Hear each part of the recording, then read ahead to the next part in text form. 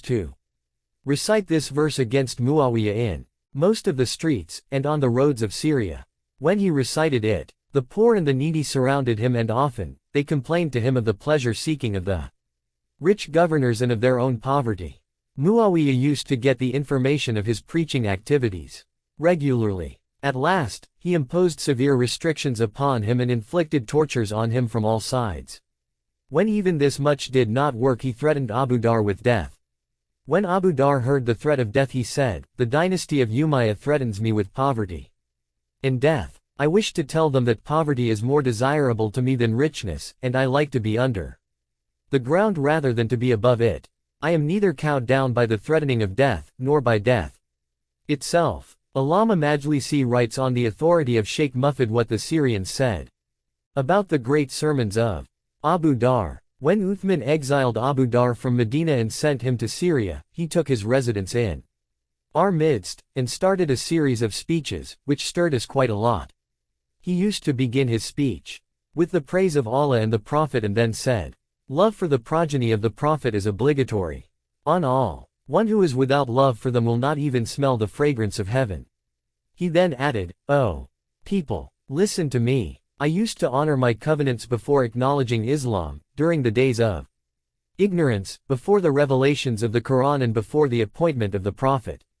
I told the truth, treated my neighbors with sympathy, considered hospitality my duty, was generous to the poor, and let them share my riches with me. When, afterwards, Allah revealed His book and appointed His Prophet, I inquired about the matters, and came to know that the same manners and customs that were ours were also contained in the exhortations of the Prophet. O people, it is most befitting for the Muslims to adopt good morals. It is true that the Muslims acted according to the precepts of Islam, but my friends, the behavior of the Muslims was good for a short time. Then it so happened that the tyrants showed such evil deeds, as we had not seen before.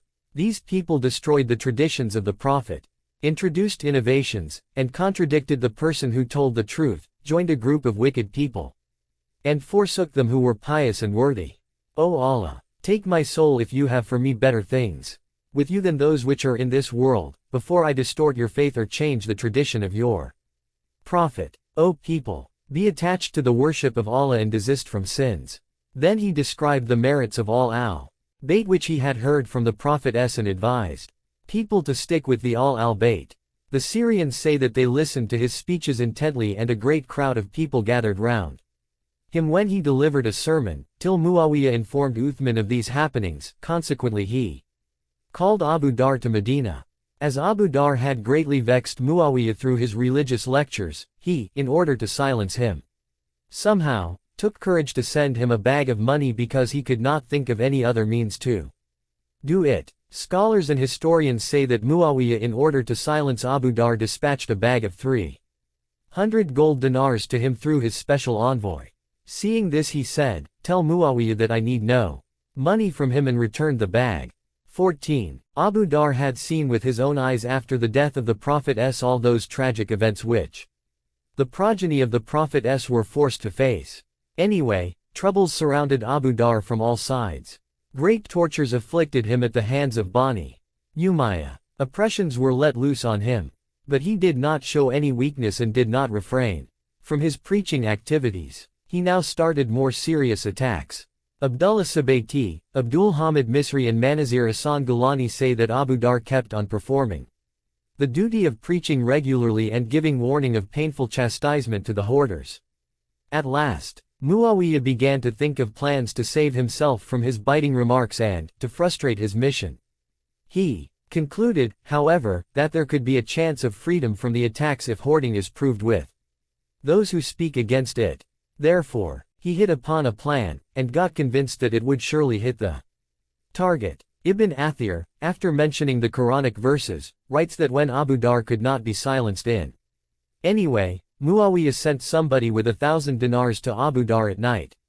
Abu Dhar took the money and distributed it among the needy before dawn and did not keep even a single coin for himself.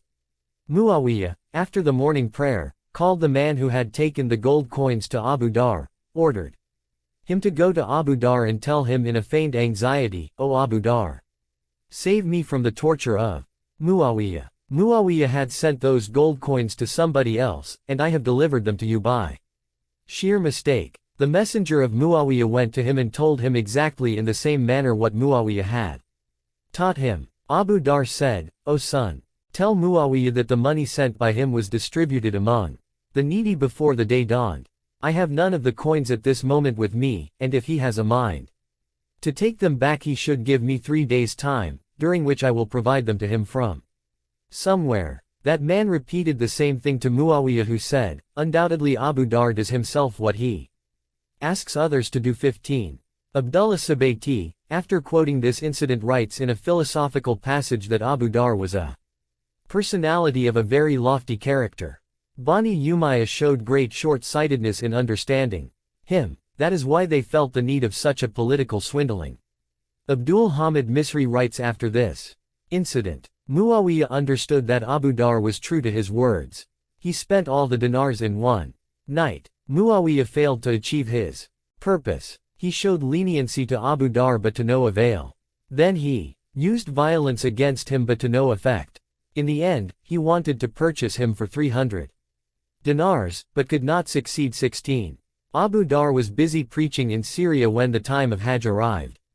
He sought the permission of Uthman and expressed his wish to go out of Syria to pilgrimage and to stay at the shrine of the Holy Prophet for a few days. Uthman sent him the letter of permission from Medina and Abu Dhar went for Hajj. He performed Hajj and he went to Medina. He stayed near the grave of the Prophet for a few days and then came back to Syria. On his return from Hajj again he restarted his preaching activity. On one side he was using his full force in exhortations, and on the other side innumerable applications of the rich people were reaching Muawiyah to seal Abu Dhar's lips. The main theme of these applications was that people recited on the roads and streets the verse of the Quran in which there is a warning for the moneyed people being branded with the heated gold and silver, thus creating difficulty in their passage to Syria. Because of it, Muawiyah got it proclaimed that nobody was allowed to be in the company of Abu Dhar or sit with him. 17. When Abu Dhar got the news of this social boycott, he himself began to ask people not to come to him or sit with him. This was because he thought that if somebody came to him, he would be subjected to torture by the government. But as he could not help preaching, he himself reached the place where some people had gathered and began to perform his duty. According to Ibn Khaldun, when a group of people went to see him after this order of social boycott, Abu Dhar himself asked them to leave and remain away from him. 18. It appears from al-Baladuri's report that those people who had contacts with Abu Dhar and listened to his speeches were more severely dealt with than Abu Dhar himself. 19. How courageous Abu Dhar was. He did not tolerate any severity to those who used to visit him and did not want them to suffer any inconvenience. But so far as his personal sentiments were concerned, he insisted on expressing them with full faith and fervor. He never bothered about any gain and loss in the way of Allah. Abu Dhar was a truthful man. He used to admonish others fearlessly to do lawful acts. Muawiyah was a worldly man. Abu Dhar very often used to direct him to do what is good till people began to feel ashamed of the residents of Syria. One day Muawiyah said to Abu Dhar, "You are not so virtuous as to direct me to do good deeds before the public." Hearing this, Abu Dhar said, "Be quiet. Shame on you." In short, when Muawiyah could not mend his ways and could not suppress Abu Dhar's tongue, he decided to banish him from Syria.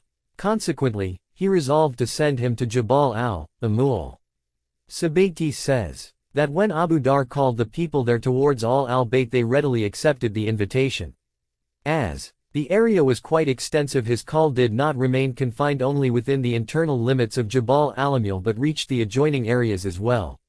It is obvious that Muawiyah had sent Abu Dhar from Syria to Jabal al-Amul only because he thought that his preaching activities among those strangers would